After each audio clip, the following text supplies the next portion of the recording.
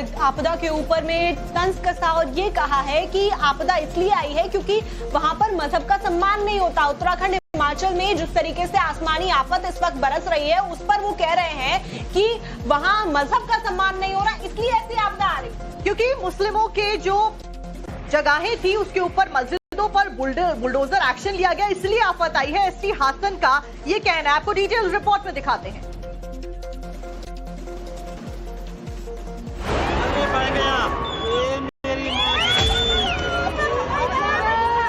उत्तराखंड में और हिमाचल प्रदेश में दूसरे के मजहब का कोई सम्मान नहीं हो रहा। एसटी हसन का ये कैसा बेतुका बयान तबाही पर। दूसरे के मजहब का कोई सम्मान नहीं हो रहा। एसटी हसन का ये कैसा बेतुका बयान तबाही पर। एसटी हसन को धर्म दिखता, कुदरती आपदा में भी सियासत खोज रहे। उत्तरकाशी में आई आपदा को लेकर पूरा देश सन्न है। देवभूमि इस दर्द से उभरने की कोशिश कर रहा है।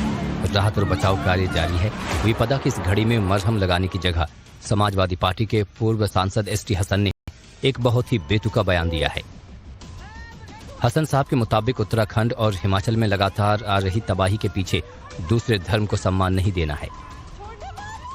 उत्तराखंड में और हिमाचल प्रदेश में दूसरे के मजहब का कोई सम्मान नहीं हो रहा।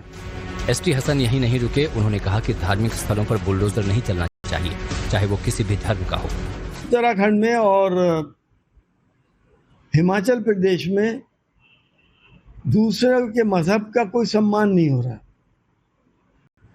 और मैं तो कहता हूं कि किसी भी धार्मिक स्थल के ऊपर, चाहे वो दरगाह हो, मस्जिद हो या मंदिर हो, बुलडोजर नहीं चलना चाहिए। मैं तो कहता हूं कि किसी भी धार्मिक स्थल के ऊपर, चाहे वो दरगाह हो, मस्जिद हो या मंदिर हो, बुलडोजर नहीं चलना चाहिए।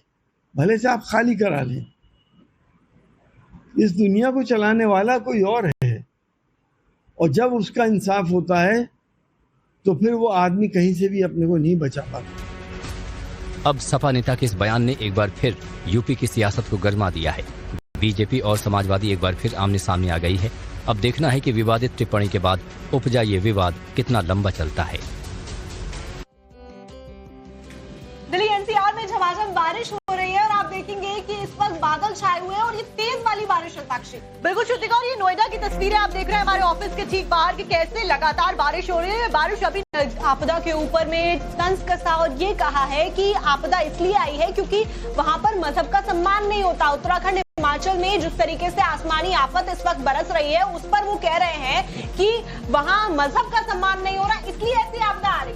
क्योंकि मुस्लिमों के जो जगहें थी उसके ऊपर मस्जिदों पर बुलडोजर एक्शन लिया गया, इसलिए आफत आई है। एसटी हासन का ये कहना है। आपको डिटेल रिपोर्ट में दिखाते हैं।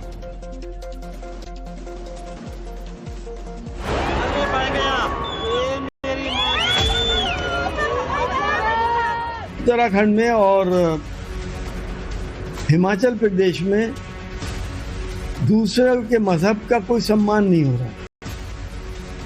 एसटी हसन का ये कैसा बेतुका बयान तबाही पर। दूसरे के मजहब का कोई सम्मान नहीं हो रहा।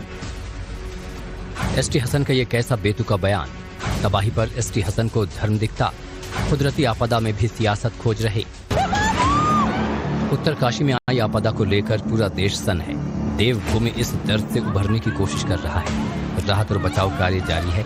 विपदा की इस घड़ी में मरहम लगाने की जगह समाजवादी पार्टी के पूर्व सांसद एसटी हसन ने एक बहुत ही बेतुका बयान दिया है। हसन साहब के मुताबिक उत्तराखंड और हिमाचल में लगातार आ रही तबाही के पीछे दूसरे धर्म को सम्मान नहीं देना है। उत्तराखंड में और हिमाचल प्रदेश में दूसरे के मजहब का कोई सम्मान नहीं हो रहा। एसटी हसन यही नहीं रुके, उन्होंने कहा कि धार्मिक स्थलों पर बुलडोजर नहीं चलना चाहिए, चाहे वो किसी भी धर्म का हो। उत्तराखंड में और हिमाचल प्रदेश में दूसरे के मजहब का कोई सम्मान नहीं हो रहा। और मैं तो कहता हूं कि किसी भी धार्मिक स्थल के ऊपर, चाहे वो दरगाह हो, मस्जिद हो या मंदिर हो, बुलडोजर नहीं चलना चाहिए। मैं तो कहता हूं कि किसी भी धार्मिक स्थल के ऊपर, चाहे वो दरगाह हो, मस्जिद हो या मंदिर हो, बुलडोजर नहीं चलना चाहिए। भले से आप खाली करा लें। इस दुनिया को चलाने वाला कोई और है, और जब उसका इंसाफ होता है तो फिर वो आदमी कहीं से भी अपने को नहीं बचा पाता। अब सपा नेता के इस बयान ने एक बार फिर यूपी की सियासत को गरमा दिया है।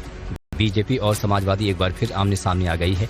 अब देखना है कि विवादित टिप्पणी के बाद उपजा ये विवाद कितना लंबा चलता है।